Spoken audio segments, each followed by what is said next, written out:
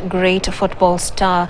Now we are going to shift gears and talk about something else that you need to probably be paying attention to, and this is real estate, and we're going to review and give projections on the situation in the market. This is coming at a time whereby we are having a market that is recovering from the headwinds that were caused by the COVID-19 pandemic, and of course it was expected that this was going to be a year of recovery. So now that we are at the tail end of the year, let's find out where we are at and why you possibly need to be focusing on that and thinking of investing in real estate, either in Kenya or, if you like, beyond. Now we am joined by Peter Gitau, who's the director of Olive. Thank you so much for joining us. Could you tell us a bit about what you do so that we can understand your scope? Thank you so much for having me. The real estate industry in Kenya, you can't really understand it unless you have to understand the factors that lead to its growth and all factors that are surrounding the real estate industry in Kenya. Yes. And Kenya has a very diverse economic factors that really make it grow. One, we are strategically positioned as a nation in Africa as one of the biggest hub. It is Kenya is an entry to majority of countries in East and Central Africa. Absolutely. And that is a factor that really also impacts in real estate. The other thing is you must also understand what really spurs the growth of the economy. Yeah. We've been having a very long time in terms of drought, which have really affected majority of businesses, major businesses, and also most of our farmers. And you know, agriculture is key to our economy, being the greatest contributor to our GDP. But all of this, because of the diversity of our economic activities, being a logistics hub, serving the larger East and Central Africa, and also the e-commerce, and also what we call transportation industry, which is really one of the factors that spurs the growth of any economy. So, but the real estate has been affected by so many things. Yes. One, because we have had a year that had a very interesting economic situation, not just in Kenya, but the world over. And like I said earlier on, we are looking at a situation where it's a year after COVID-19 was seemingly reined in. Yes. So considering it also a political year, how has that impacted real estate? In fact, 2022, the real estate has been growing steadily. Okay. Because one of the factors that has led it to grow steadily is, for the last 5 years, our GDP has been growing between 5.4% and above. And that one, the ripple effect of that growth of the GDP has consistently seen the growth of the real estate industry. The other factor that also, looking at that we are coming from COVID-19, we had affected so many businesses. Logistics, transportation, hospitality industry, all of those businesses were really affected, and it really brought almost every business down. But even other industries, like even the media, all of us were really affected by COVID-19, and that in itself slowed the growth of the real estate.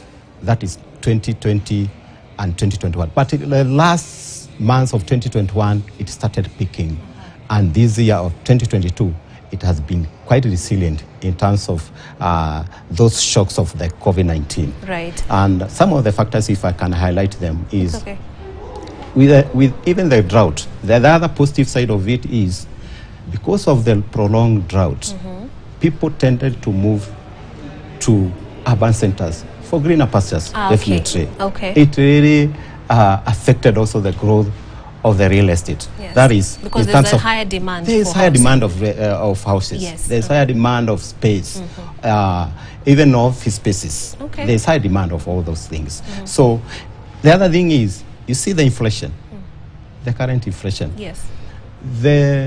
Our diaspora people, because of the strength now, the shilling being very weak. Yeah.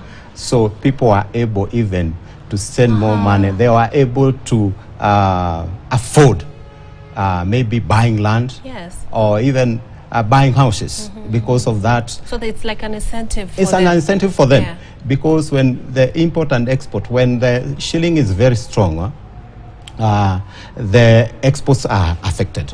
When it is very weak, the imports are affected. So there are so many factors that has really affected our growth. That's Yes. very interesting, and of course we know that Nairobi is home to very many expatriates. We have the UN headquarters here. Does that have any implication, because seeing more foreigners with foreign money coming into this industry, right? You see, with majority of international or multinational companies, making Nairobi their operational headquarters, serving the larger area of East and Central Africa, and also Africa in general. Like even Google has opened office in Kenya. Yes. So many multinational companies have their headquarters. Even the IMF at Upper Hill, they have their headquarters here in Nairobi. And that one, it affects the commerce part of the real estate. That is, they require office space. Because in the commerce sector of the real estate, we have the warehouses and also the office space demand. So it has that demand. The demand was at least high. It has changed. And also the other factor being the infrastructure development. The expressway, how it's a game changer. Yes, it's a game changer.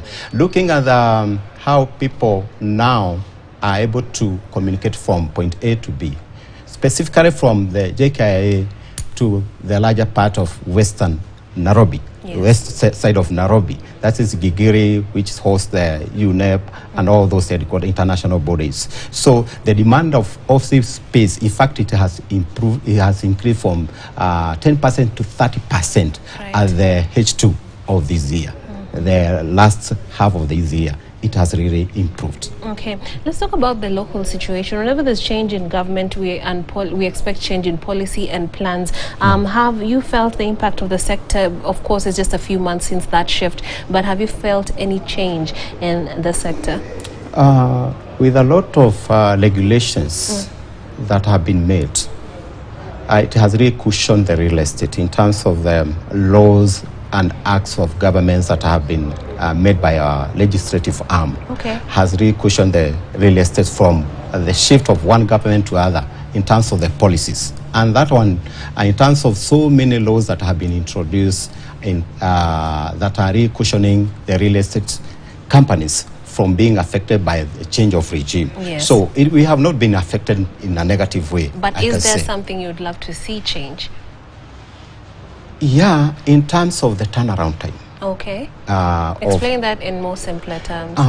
In terms of acquisition of this vital document, title deed, we need at least to shorten the process, because it's a tedious process acquiring a title deed. And if the government, though it has done, we have the digitization of the lands registry, but it's only within Nairobi. So we want also the government to maybe fast track that digitization of the land registry to be done in all the counties, because right now they have piloted with Nairobi, and maybe they had indicated they will do Kiambu, all the surrounding counties that are surrounding Nairobi County, so that the rest of the nation can also be digitized later. So digitization is also helping, but if they can fast track it, it will be a game changer. Speaking of fast tracking things, let's circle back to infrastructure.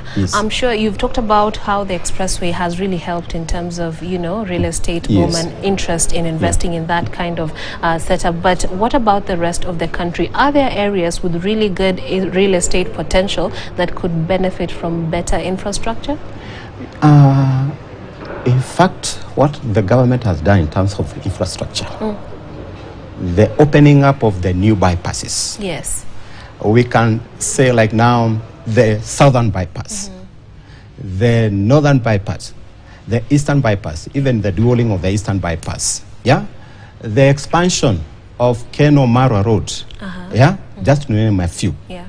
If we go to Mombasa, I think those who have not been late in Mombasa, they can really be shocked by the kind of infrastructure that has been put in place. So these infrastructures, and also the expansion of our airports, now more international, and also Terminal 2, JKI here, is also impacting the real estate because one, we have so many flights, people coming maybe for stopovers in our nation, so we require hotels, so the improvement of hotels industry also increases in terms of also the other infrastructure is about the link roads. Right.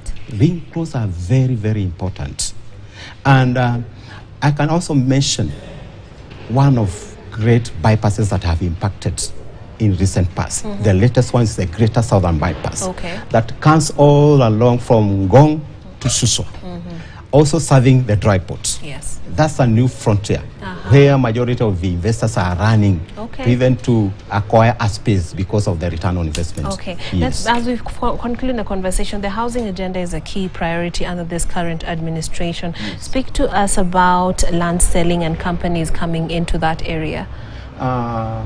In fact, the previous, even the current government are very keen in terms of affordable houses. Okay. And as real estate companies dealing specifically with land, they are key components, they are key stakeholders in this housing agenda. One, if you look at how real estate companies have subdivided land within the UGB, that means the middle income earners, at least they can acquire space for construction, so that the pressure within Nairobi CBD is also extended to other satellite towns like Ngong area, Kiserian, Kikuyu, Juja, all those areas that are surrounding Nairobi. So in terms of what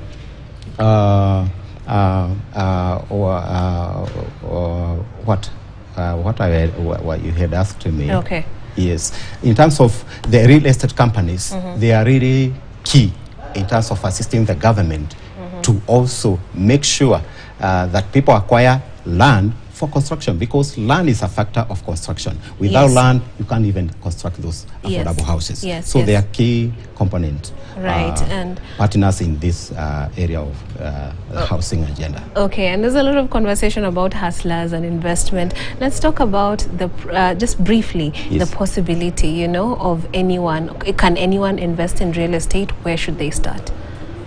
Anyone can invest in real estate. One, if you have a discipline of saving, most of the companies have a long payment plan in terms of once you want to acquire land, you can start by paying even 3 years payment period. So everyone can have an entry because we have different, even different budgets or prices of land. So real estate companies really have given people opportunity to acquire land in a very affordable way and in long terms of payments. Okay, so they should feel free and venture into that area. Yeah, venture into that area. Of course. Thank you so much. That is Mr. Peter Gitau, Director at Olive. Thank you so much for joining us this morning and shedding light on the industry, real estate industry. And just a reminder of one of our top stories this morning. Veteran TV news anchor Catherine Kasavuli has passed on age 60 at the Kenyatta National Hospital.